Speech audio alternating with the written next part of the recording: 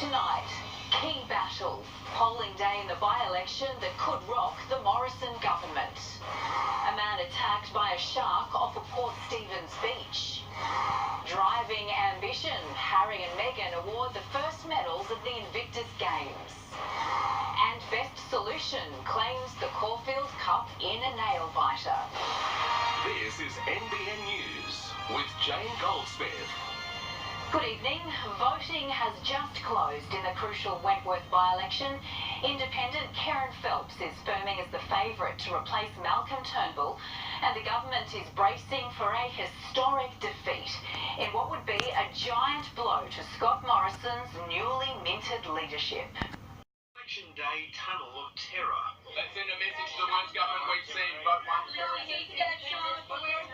Wentworth's polling booths were a tangle of volunteers touting for 16 candidates, joined by a bevy of left-leaning activists. For an economy with a future, keep your house above sea level. And almost all were determined to make the passage of Liberal candidate Dave Sharma a trial by fire, as he fights to hold a seat vacated by a fallen Prime Minister. Mel was a very popular local member, and people are disappointed with the way he was treated and the fact that he's gone. And I can understand that. I sympathise with that. Are you disappointed Malcolm Turnbull is no longer the local member? Yes, I am.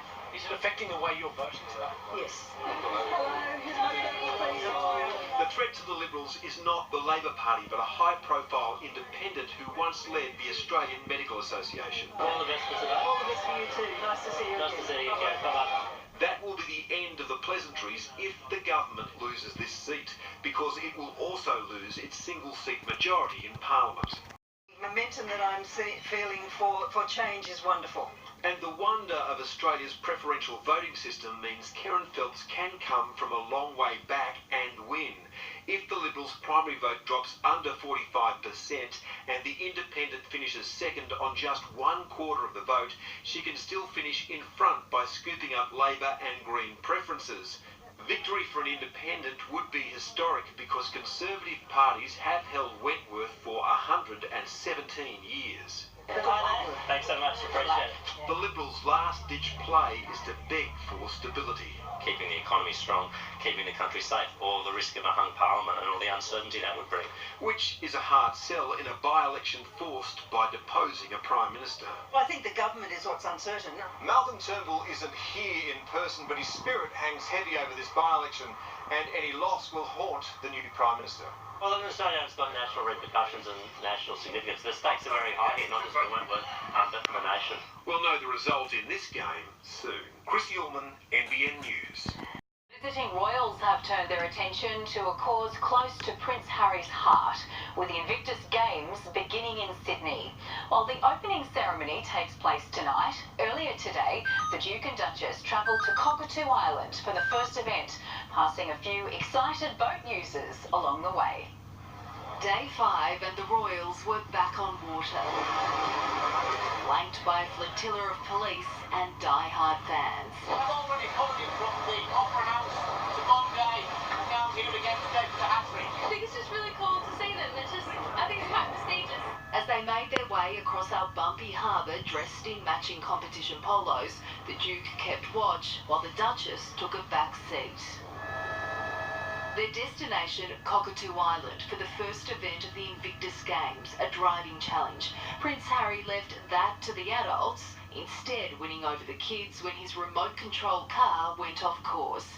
The Games were created by the Duke 4 years ago for our wounded warriors, servicemen and women who've suffered life-changing injuries, some visible, others not.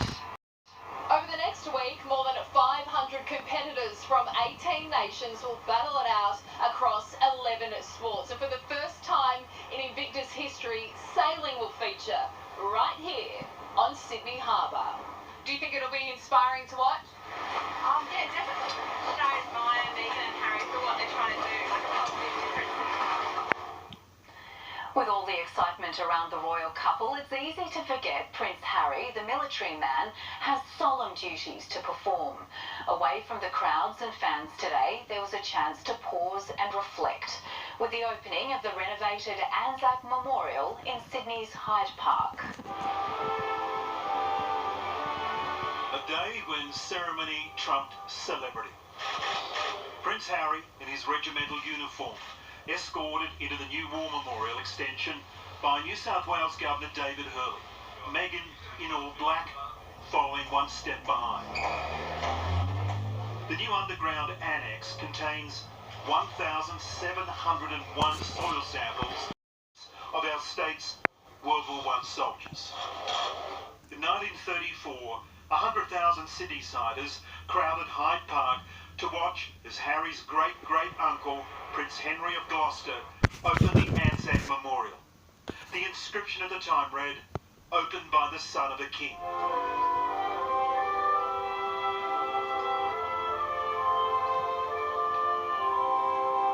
Today it was Prince Harry, Duke of Sussex, giving his new wife some gentle guidance in the art of wreath-laying. It is now my deep and great pleasure to ask His Royal Highness the Duke of Sussex to unveil the plaque and officially open the Anzac Memorial Centenary Extension. The plaque reads, "Opened by a grandson of the Queen."